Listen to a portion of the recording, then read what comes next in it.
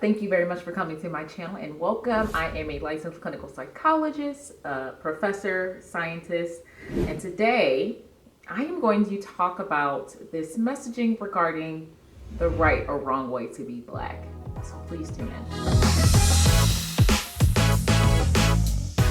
Hey y'all, Dr. Martin here. So I posted a video on YouTube and Instagram and TikTok a while ago. And it was myself introducing myself and some other clinicians. This is the video. I'm gonna put a little clip here. Okay. And in this video, we used a song that was prevalent at the time. That was like a cute little song. Some people may not like the lyrics, but okay, then don't listen to it in your free time. And I got so many comments, really like negative and detrimental comments. And I do get that when it comes to social media, YouTube is where people come to just unveil their vitriol and be just disparaging. However, the worst comments, I will tell you, were from people that look like me. So I was like, let's get into it, shall we? Because I think a lot of times there is this focus on the right way to be Black and the aspect of respectability politics and tone policing, and individuals seeing that as a licensed clinical psychologist, Dr. Martin, you shouldn't be listening to rap or lip syncing to rap or hip hop. You shouldn't be having your fro out. You shouldn't be having messaging that's Black. Because there's always this dynamic within the Black community. And honestly, with most communities, with people of the golden majority, that there's only one right way to be, that we have to put forth one specific message of ourselves in order to gain. And I will say there's no other reason that you do this. There's no other reason that you do this other than to gain acclaim from European Americans and in terms of their respectability. And I want to tell you that this ain't it. This is not it. What I listen to, my music, what I wear, everything, none of that takes away from the amount of intellect, the amount of experience, the credentials that I have. I do often get frustrated when I get this from the Black community. And the reason why I feel frustrated is because your supremacy is so internalized that your knee-jerk reaction to attack me is really just an attack against your own people. Your knee-jerk reaction to attack me is really an attack against your own people. If you don't like a certain kind of music, fine, don't listen to it. If you don't like a certain clothing, fine, don't wear it. But to decide to come onto a platform and attack individuals because you didn't like some aspect of them, that is a totally different issue. So let's break it down, shall we? Because that's what I like to do. Break it down. Our history does not begin with enslavement by any means, shape, or form. However, racism was created by European Americans, people in Europe, British, everywhere, people who don't look like me. And in that concept, in creating this aspect of racism, they also created this hierarchy. They also created the aspect of prejudice and bias with the intention of making people that look like me, making Black people feel less than, and not only making them feel less than.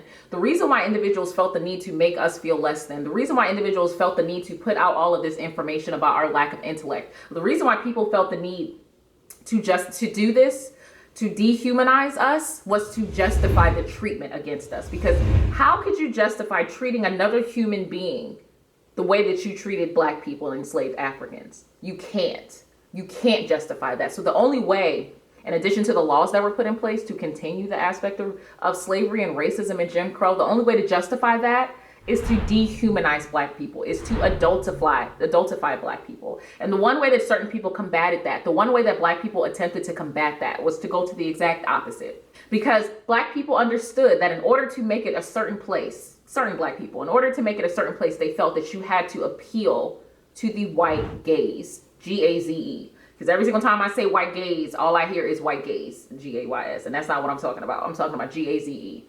So they felt that in order to appeal to European American gaze, G-A-Z-E, they had to go the exact opposite. If y'all think we're stupid, we have to go above and beyond to be smart. Y'all think that, some students can get C's, but not Black students. They got to get all A's. Some people can go into just this whole aspect of conversation regarding, I want to be an artist when I grow up. Not you. You need to go above and beyond. Engineer, doctor, lawyer. That's it. But it didn't just stop there with education. No, it didn't just stop there with education. It came out to the hair, straight in the hair.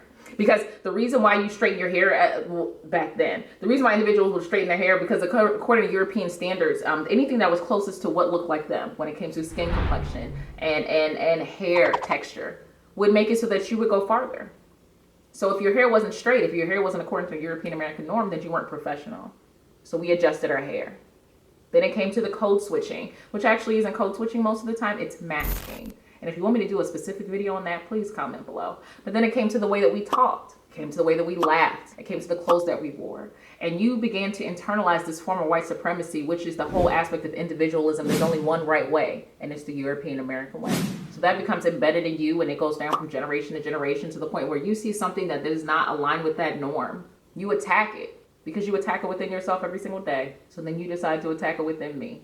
Now, the biggest thing is I don't really, internalize the comments like that, because individuals who state that I'm not professional, I am a professional. I have a bachelor's, 2 masters, and a doctorate. I, in addition to having my degrees, had to have 2,000 clinical hours as a professional, as a mental health professional, before applying to internship, where I got 2,000 more hours, before applying to postdoc, where I got 2,000 more hours, in addition to being licensed in over 30 states, in addition to be published, a speaker, working in my own research lab, in addition to teaching every single day. I understand that some people misconstrue, because there are a lot of people in this amazing mental health space and this amazing social media space who go from experience, and then their profession may be something different, but this is what I do.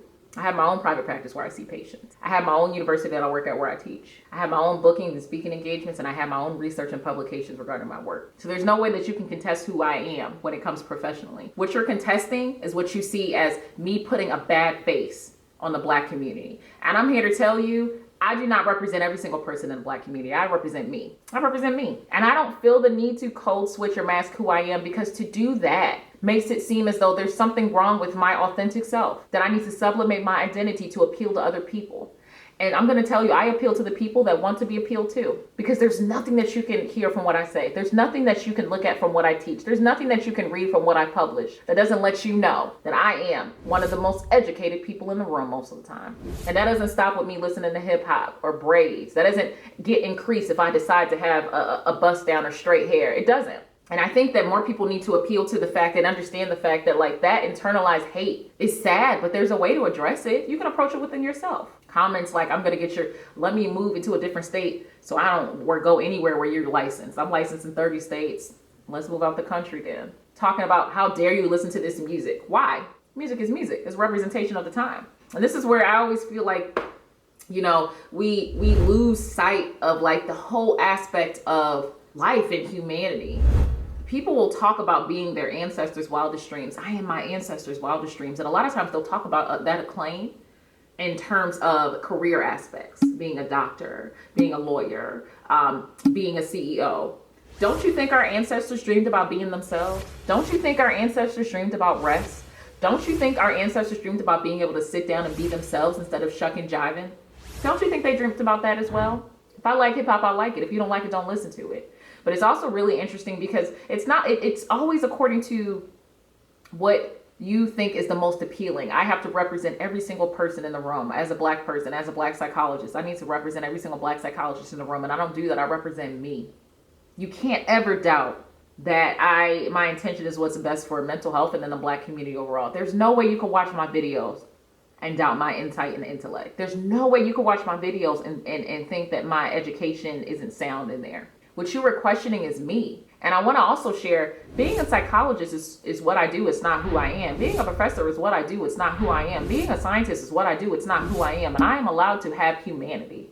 We are allowed to have humanity and not feel the need to question the fact of whether, if I listen to hip hop, I will be deemed less intellectual. If my hair grows up instead of down, it will be deemed less professional, because I just don't think that's inaccurate. And I just want to end on this, because I respect anyone who wants to be here and be in my community and my channel. I think I have an amazing community. I think it's great. I want to share something with you when it comes to individuals who advocate for the model minority or respectability politics or tone policing, especially people who look like me.